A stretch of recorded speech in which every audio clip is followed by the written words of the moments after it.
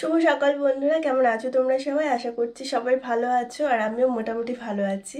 আমি অর্পিতা, অর্পিশ্রী মহলে তোমাদের সবাইকে আরও একবার ওয়েলকাম আমার নতুন ভিডিওর সঙ্গে।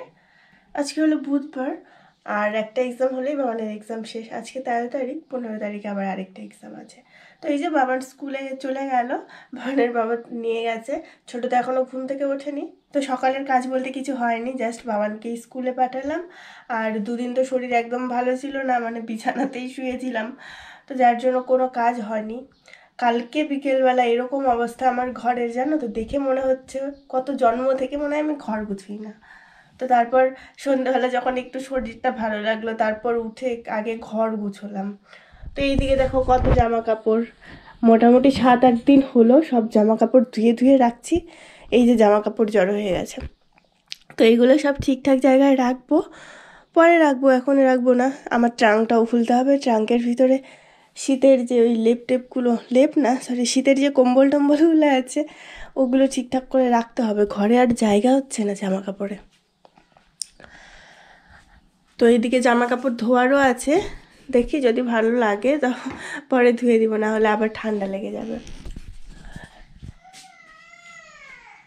এমনিতেই কেমন যেন কাশি কাশি ভাব হচ্ছে কালকে রাতের থেকে, আবার গলা যেন বসে যাচ্ছে। তো গলাটা আমি ঢেকে রেখেছি যেন কোনোভাবেই ঠান্ডা না লাগতে পারে। তো চলো বন্ধুরা, তোমাদের সাথে নিয়ে আজকের ব্লগটা স্টার্ট করছি। আই হোপ আজকের ব্লগটা তোমাদের ভালো লাগবে।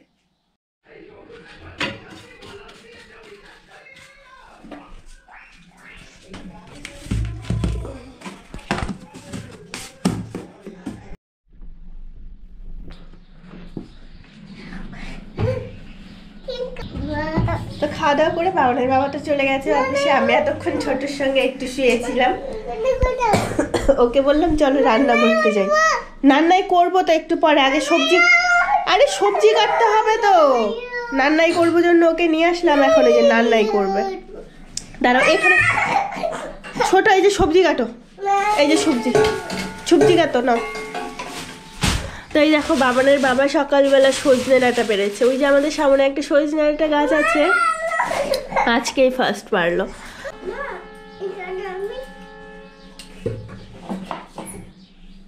ওকে বলে নিয়ে এসছি না যে চল রান্না করব, তো ভাবছি গ্যাসে রান্না করবে, এই জন্য ওই উপরে উঠবে, ওইটার জন্য কান্না করছে। তো বোঝে তো না ঠিক মতো যে সবজি কাটতে হবে আগে, বারবার করে বলছে আগে সবজি কাটতে হবে তারপর তো রান্নাটা করবো। তো এখন একটু বুঝেছে, ওই দেখো। আর কি রান্না করবো ভাবছি, তারপর ভাবলাম শুধু চচ্চড়ি আর হচ্ছে একটা নিরামিষ সবজি করতে হবে, কেননা অনেক ধরনের সবজি আছে, নিরামিষ সবজি না করলে এত সবজি শেষ হবে না। আর তার সঙ্গে একটু ঝোল ঝোল টাইপের কি করব, তো শুটকি মাছ আছে, শুটকি মাছ রান্না করব, পনিরও আছে, তো শুটকি মাছটাই আজকে রান্না করি, পনির খেতে ইচ্ছা করছে না। শুটকি মাছটা একটু ঝাল ঝাল করে সর্দির মধ্যে খেলে মনে হয় ভালো লাগবে। আর কিছু তো টেস্ট লাগেই না, বাবান ছোট, এরা দুজন তো একদমই ভাত খায় না। বাবান যতটা ভাত খায় তার মানে হাফের হাফ ভাত খায় এখন। আমিও সেই রকম ভাত খেতে পারছি না, আসলে কিছুই স্বাদ লাগে না মুখে। কালকে আবার ওষুধ আনতে গেছিলাম বাবান ছোটদের জন্য, রাতের বেলা হোমিওপ্যাথি ওষুধ আনা হয়েছে, সেগুলোতে আবার মানে টাইম খাওয়াতে হয়, সকালে 4 বার, দুপুরবেলা 4 বার, আবার রাতে 4 বার। এটা এখানে লাগাই নিতে হবে না তো বাবা? হবে না তো? হবে। পাগল ছেলে, তাহলে আমি কাটতেই পারবো না,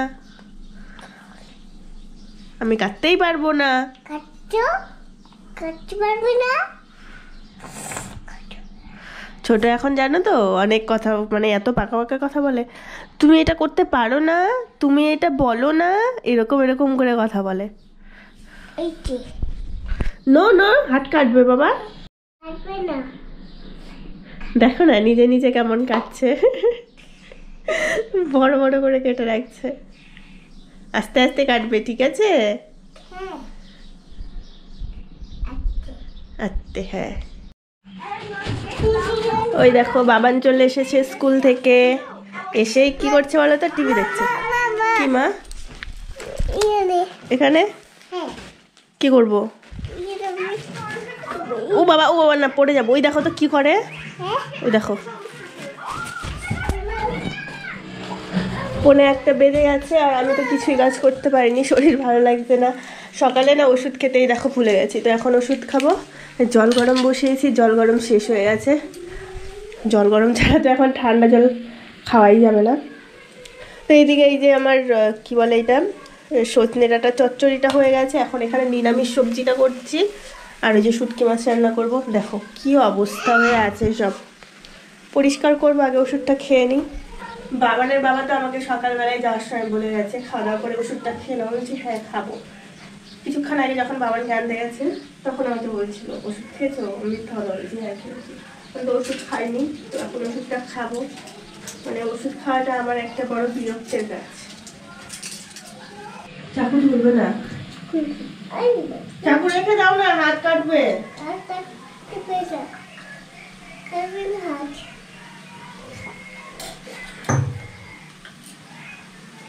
তুমি এখানে বসো তো বাবা একটু, এখনই বাবা আসবে, বাবা আসবে এখন।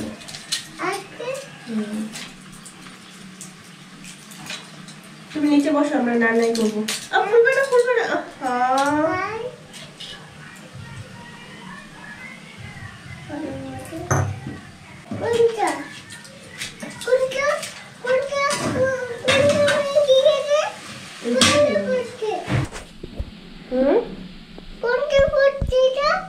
এটা বাবান, বাবান, হ্যাঁ।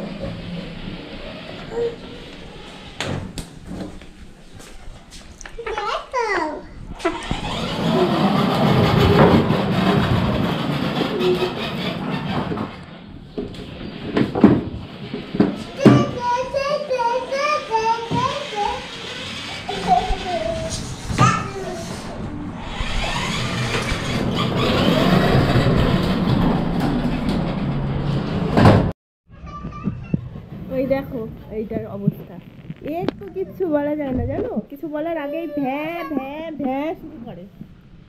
মারা তো দূরে থাক, একটা কথাও বলা যায় না।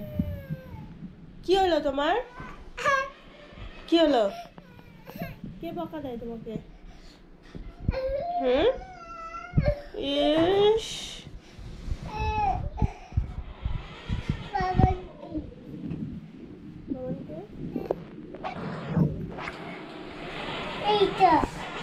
এইটা পাঁচই তো, এটা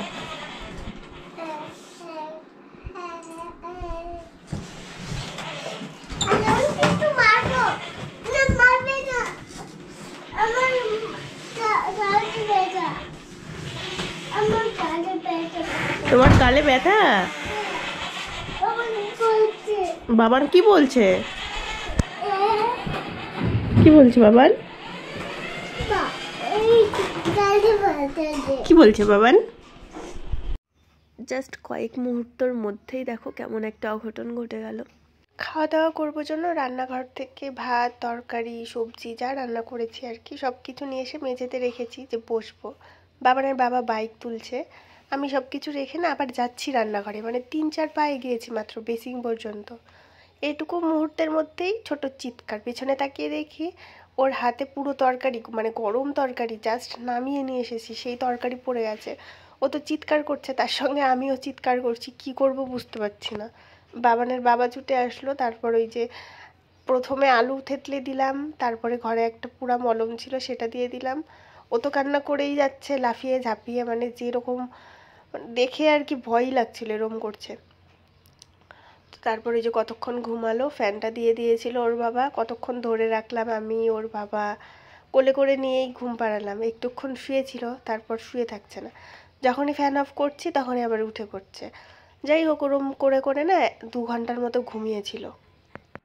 জাস্ট কয়েকটা সেকেন্ড, 4-5 সেকেন্ডের মধ্যেই এইরকম ঘটনাটা ঘটে গেল। হাতগুলো এখন মোটামুটি ঠোসা পড়ে গেছে কয়েকটা জায়গায়, তবুও হ্যাঁ তবুও ঘরে ওই যে ওই ক্রিমটা ছিল জন্য, ক্রিমটা না খুব কাজের জানো তো, তো সেটা ছিল জন্য বেঁচে গেছে, নাহলে তো পুরো হাতটাই ঠোসা পড়ে যেত। এখন কটা বাজে দেখো, এখন বাজে 6:30।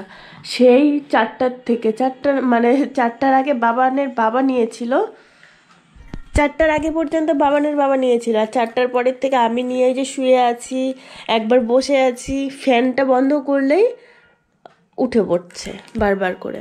আর আমি যে উঠে ওই সিলিং ফ্যানটা দিব সেটাও করতে পারছিলাম না। এখানে ওকে নিয়ে বসেছিলাম, বাবা ওই পাশে ঘুমিয়েছিল।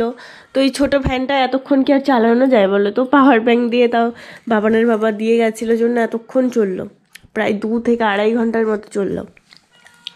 তো এই যে এখনই উঠলাম আমি, সন্ধ্যা টন্ধা। তুমি একা একা খাবে? ব্যথা লাগে? ঠিক হয়ে যাবে। আমি সব তরকারিগুলো এনে এখানে রেখেছি, মানে আরেকটা যেন কি আনতে গেছি। হ্যানে রাখবো? ঠিক আছে, হ্যানে রাখবো। এরকম রাখবো? এখানে? ঠিক আছে।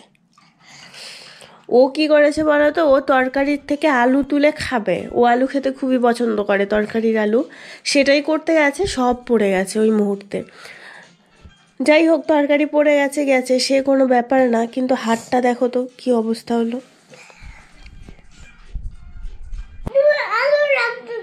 কেন রাখছি আমি? এটাই তো ভুল হয়েছে, আমি কেন রাখছি এটাই ভুল হয়ে গেছে। দেখছো, এখন আমাকে বলে তুমি আলু রাখছো কেন?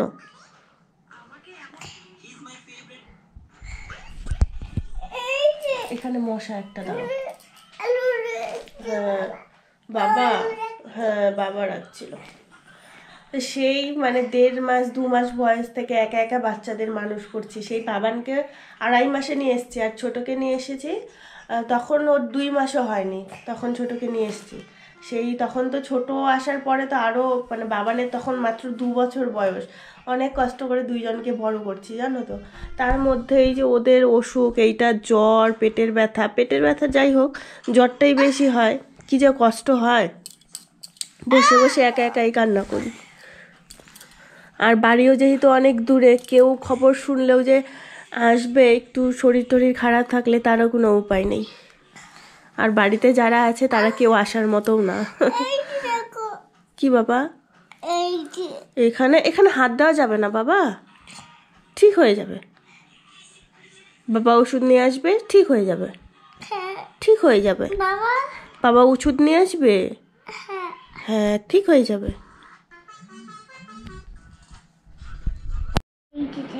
হাতটাই তো বাঁকা আছে। এরকম করে দেখাও, এরকম। হ্যাঁ, ভাই যে দেখতে পারে না, এরকম করে দেখতে পারে ভাই। ককো দিব? ঠিক আছে।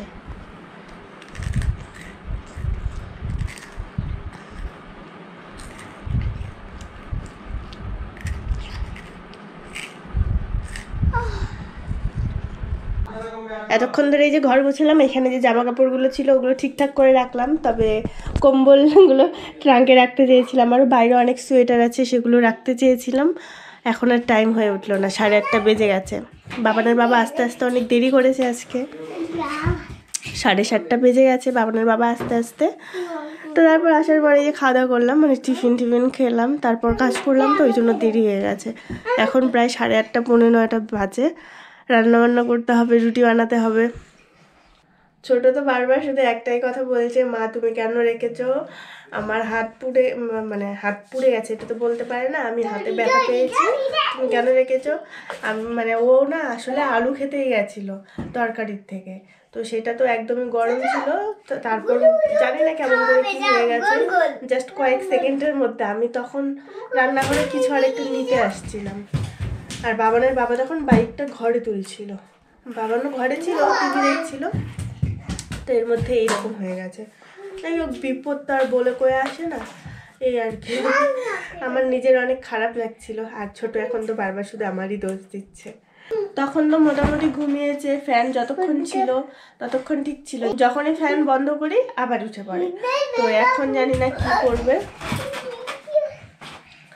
রাতে ঠিক করে ঘুমোবে কি না। তো বাবারে তো কালকে স্কুল নেই, না ঘুমানো, মোটামুটি সকালে একটু রেস্ট করা বা ঘুমানো যাবে। তো চলো আজকের মতো ব্লগটাকে এখানে শেষ করছি, আবার ফিরে আসবো কালকে একটা নতুন ভিডিওর সঙ্গে। সবাই ভালো থাকবে, সুস্থ থাকবে, টাটা।